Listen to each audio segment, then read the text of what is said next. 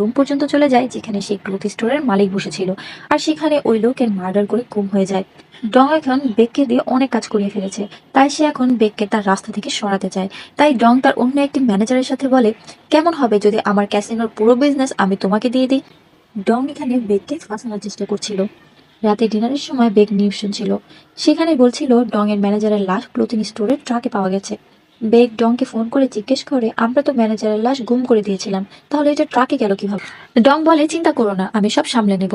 এখন বেগও বুঝে যায় ডং নিজেকে আর তার বিজনেসকে বাঁচাতে বেগকে ফাঁসাচ্ছে, যেন সব দোষ বেগের উপর দিয়ে নিজে বেঁচে যায়। হসপিটালে খুন হওয়া সেই ম্যানেজারের পোস্টমর্টম হয়। জানা যায় এই লোককে মারা ব্যক্তি আর হাতিয়ার একজনের, যে কিনা মুভির শুরুতে জয়কেও মেরেছিল। এখন মৃত ব্যক্তি যেহেতু ডং এর ম্যানেজার, তাই সিউক তার সাথীদের সাথে ডং এর কাছে যায়। ওনারা লিফটে উঠে 20th ফ্লোরে যাওয়ার জন্য। তখনই বেগ আর তার সাথীরা সেখানে চলে আসে, যেখানে তারাও 20th ফ্লোরেই যাবে। বেগ আর মিস্টার সিউক একে অপরকে দেখতে থাকে। মিস্টার সিউক